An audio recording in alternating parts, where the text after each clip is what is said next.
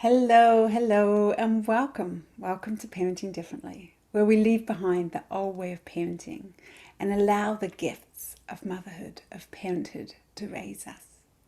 Different to how perhaps we were raised? Check. Different to perhaps how society is telling us to raise our kids? Check. Maybe different than how we even expected we would be raising them? Check. Just different. I'm your host, Anja Simmons, and we are about to start season 4. Season 4, a whole year of podcasting.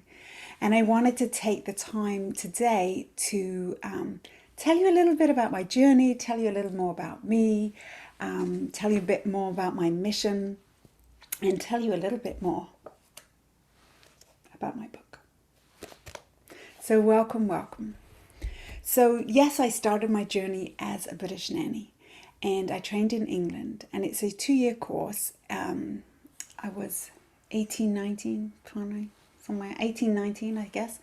And it was all about the right way to raise children. The right way in terms of what they needed, how to help their well-being, they need structure, they need to respect, they need to do as they're told. They need to be raised as these perfect human beings, was the idea. And I bought into that, and I believed that. And I was a nanny in England, I was a nanny in Switzerland, and then a nanny in Canada. And I came into nannying partly because I loved the idea that I could travel. I loved the idea that this would give me the opportunity to work anywhere I wanted to. I only got as far as Canada and then didn't go any further. All good. And I wanted to help families. I really wanted to be a part of a family, help with raising of their children. And I loved children. And I loved playing with children. So although I had all the structure from the British nanny side, there was a lot of humor and a lot of play, and I've always found them really wise and really funny and kooky, and I guess that's all still in me. And so I really loved my job. And at the beginning, I had to always live in with the family, and that had its own struggles there. But I have to say I was super happy in my job. Moving forward, I then got married. I was running, or I'm still kind of, but I'm a silent partner in a business with my husband. And we decided to have children. And I was super lucky and super grateful that it was a fairly easy time. I got pregnant. And from the moment I knew I was pregnant, things started to change for me. I'd always been on this self-realization journey. I'd always been curious, I guess. I wouldn't necessarily say I called it that, but I was always curious about how people or why people did things. I was a big observer of human nature and of humans. And definitely as I reached my 20s, it was more, I was learning it more about it in books, and I was talking more about it. Still from quite a judgmental, small, narrow way. I'm fine.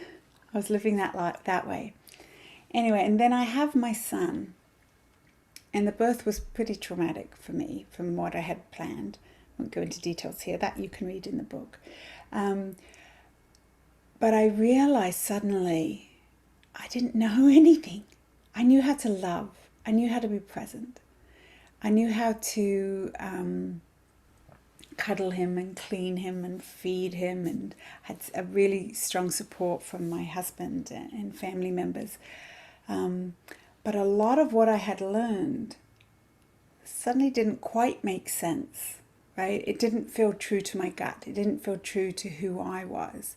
And so that was the beginning of starting to go, I know this in my head.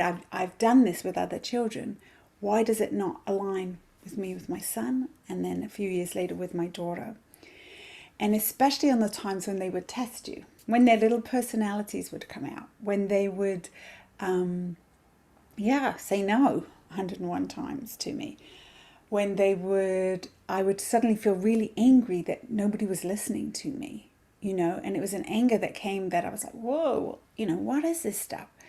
And my conscious mind saying, it's not a big deal. But my whole body was telling me something different. From there, I began my yoga journey.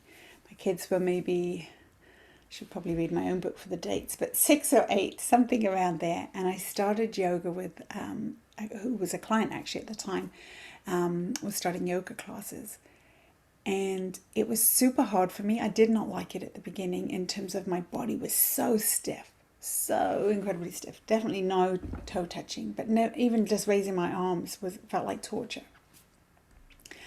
But there was something there. There was some little niggle there that at the end of a practice when I left and would then come home, I was a little bit different. I felt a little bit different on the inside, I guess.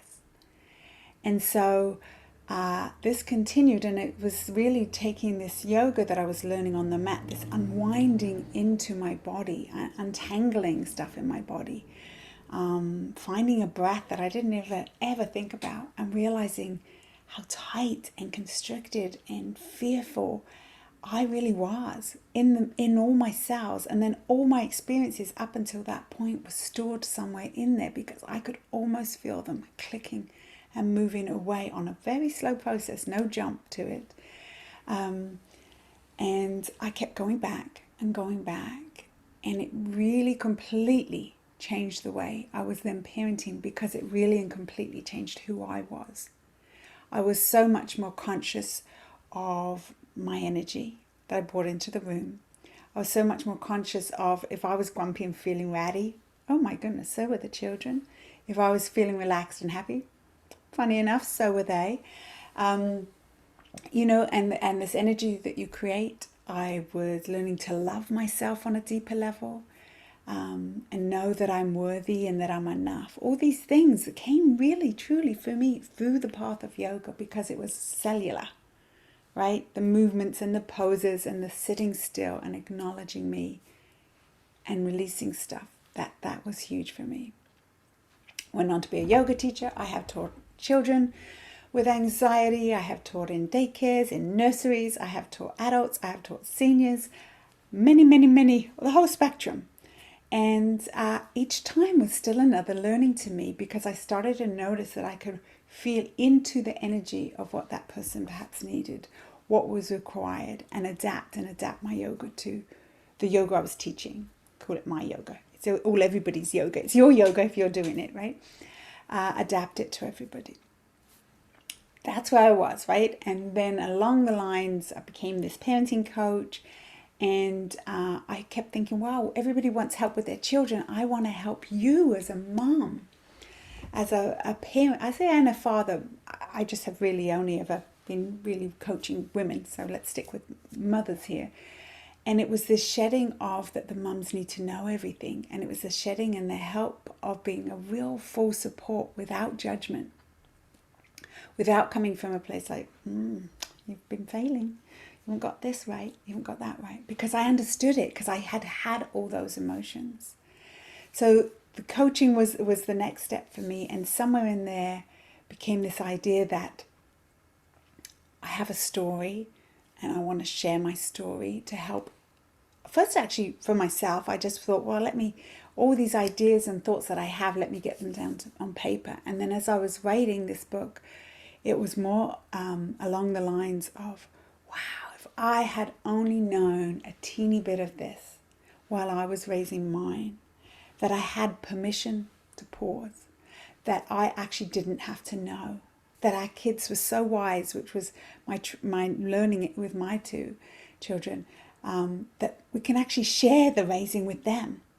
And then the huge realization that we were being raised together. This I want to scream from the rooftop. We are being raised together if we allow the wisdom of our children and the realness and the authenticness as they grow, as they are who they are, to help us raise ourselves. And I needed this down on paper. And I wanted to give some support to mamas out there and some help on a different level. Not on how to get your kids to do this or get your kid, no, how to get you to be kinder? How do you get you to love yourself more? How to get you to show up in the energy that you wish to portray? How to get you to think about the future goal of what relationship you want with your children. They're only small for a certain amount of time. And then this led to this book, which I had amazing support from people, and it's Parent from This Place: How Yoga Changed the Way I Parented. It's up on Amazon. I'm assuming all over the world, because I have people who have bought it through Europe, in the States, over here in Canada, and hopefully further. It reaches further and further. I'll just keep showing you because I don't think you can see it. Anyway, Parent from This Place. Sorry, I forgot. Some are listening and not watching. Parent from This Place: How Yoga Changed the Way I Parented. And it's my journey, my story of parenting and yoga entwined throughout. I've also included, which to me are just the gold nuggets here of things of, it's called Pocket of Pauses. And I'm offering you a mantra, a breath work, and a pose as a way of giving you that pause throughout your day. Giving you that time when life is just overwhelming, because we carry so much, right? If we're working, if we have a home, there's always things that need doing, right? And so these pocket of pauses give you a chance to check in with you, to realign, to reset, to do it over, all those reasons. As really the care for ourselves is the top part, yet we put it on the lowest rung of the ladder of things that need to happen. And society helps us keep us there, right? And we are raised to perhaps think we need to be there, right? That let's take care of everybody else and be a martyr. And we've got to change that. And then it comes to my whole focus is this catalyst of change. We need to be a catalyst of change in our parenting to change the world, right? Huge, huge, huge for me, and passion for me to do that, and to do that with you. To do that with you who is watching this, or who are, what awful English, who are watching this or listening. And you're coming here for a reason. And we need some tools on how to do it, because we can have it in our mind how we do it. You know, definitely before we have kids, right? We've all said, oh, this is how I will parent, and I will never, and I will never, and I always, and you know, this is the reason. I know for myself as a nanny, I was a very judgmental nanny. Oh, if these parents only got it together. But, you know, and it's different, and we need support around that. So now let's get to the podcast. I had never thought of doing a podcast. I knew I wanted my voice to get louder and to reach more people. And I had no idea. And for those of you that have been watching episodes, Leonie Dawson was my pivotal moment to come into podcasting, because I managed to hook an interview with her on parenting, but I didn't have a platform. I had nothing. I thought, well, if I just chat with her, that seems a little waste of how many people can learn parenting through her wisdom. And absolutely love and adore her. And she's helped me show up authentically as I am, nothing perfect, right? Come on Zoom, record, put it out on my channels that I'm able to do myself. That's it. Very, very rarely edited. It takes too much time. It has to be simple. I know as mums we're busy. We just want one in, right?